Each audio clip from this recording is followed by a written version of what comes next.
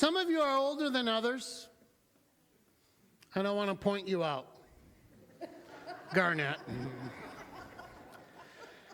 So you have seen many changes in terms of communication across your lifespan. Communication, talking with one another, the ability to send and receive documents, words, recordings. Lots of changes over time.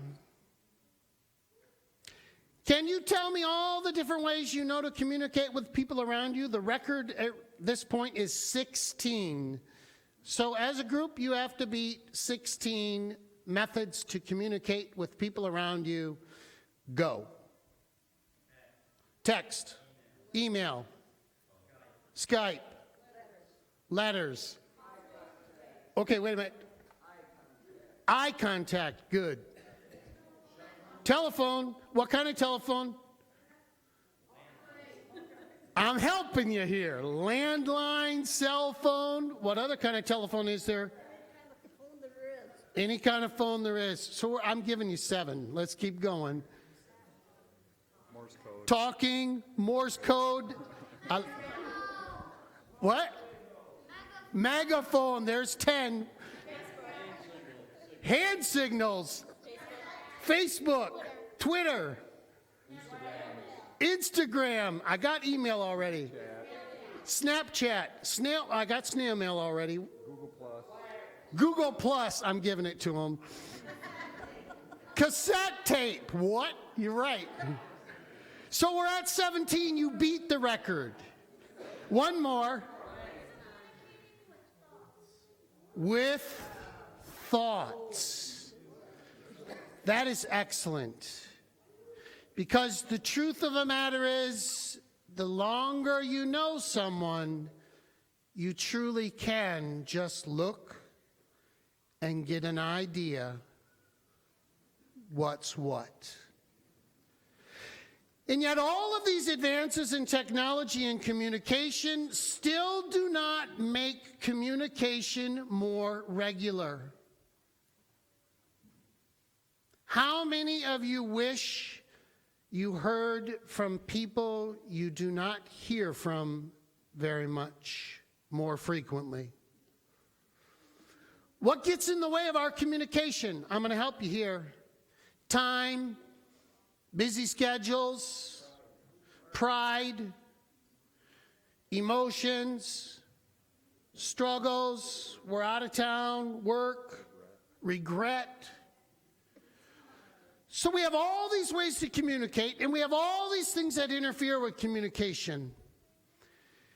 Today, I think our gospel begins to speak to how best can we heal through the presence of Christ in our life. There are 2 stories of healing in the gospel today. But I got stuck.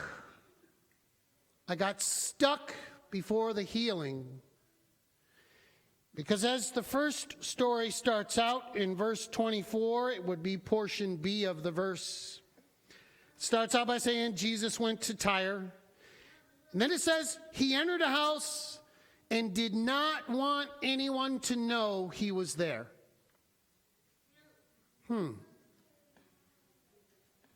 Have you ever been someplace where you didn't want anyone to know you were there? Let's make it a healthy reason, too. I don't want to hear of any of you visiting places you shouldn't visit. You know, so you don't want to be caught because you don't want to be ferreted out because it's not a place you should be. That's one thing. But there are other times in life, perhaps, where we go someplace, we don't want anyone to know we're there. I think of movie stars and famous people. They travel on the down low, I like to say. They just want to go and relax and be away. I must admit, if I want to go out with one of my kids or my wife, it's probably pretty important. I try to go at least to Saginaw or Midland because Riverside isn't going to work. So I think there's a lot of reasons. We don't want people to know we're around. We're seeking a little isolation or privacy or maybe rest. I don't think that's at all why Jesus does not want anyone to know he's present. As I stop and think about communication and what gets in the way, I do think one of the things that interrupts communication regularly is woundedness, regret, and a need to be healed. Do you ever notice in your home it gets a little more quiet? If there's something you should probably speak about, but you're a little nervous because you don't want to have a big public conversation. I do know that when people seek out my ears or my thoughts, and it's about something private, especially woundedness,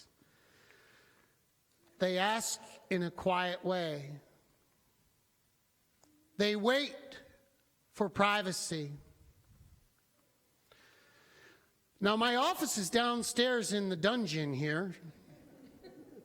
I've been relocated, and people don't always know I'm here, but if someone needs to speak with me, they seek me out, and we have a private conversation. In the text today, we find a Syrophoenician woman seeking healing for her daughter. Now, Jesus has already tried to remain anonymous at this house because once they know where Jesus is, great crowds form. This woman is not just any woman. This woman is a woman who is not of the following. Because it's labeled Syrophoenician, it means she's a Gentile, she's not Jewish, she's not part of the accepted crowd. It may be a little difficult for her to seek out the help and healing of Jesus. Perhaps the only way this is made possible is because the crowd has been thinned out because Jesus is trying to keep it quiet. Then there's the need of the man who is deaf and mute. It happens a subsequent day after the Syrophoenician woman. And it says, as the crowd is walking, some people bring this man to Jesus. And instead of healing him publicly, it says, he took the man aside in private.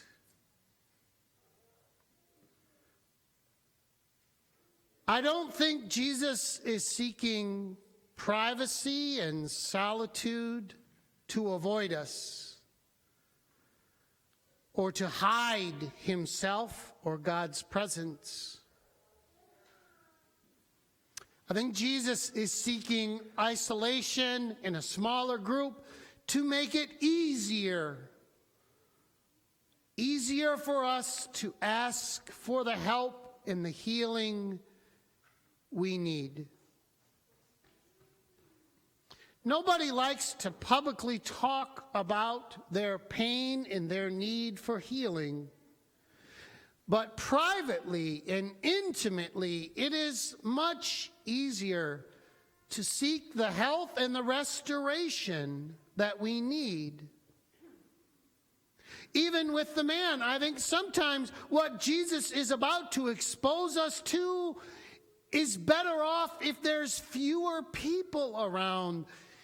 Not to be graphic, but Jesus is sticking his fingers in a man's ear and spitting on his tongue. That's kind of intimate. I have bad images of my siblings giving me wet willies with no health and restoration. So oftentimes I do think we wonder, where is God? Where is Christ? I am broken. My family is broken. We need help. And I think Christ's presence is waiting for us at the very next private, quiet moment.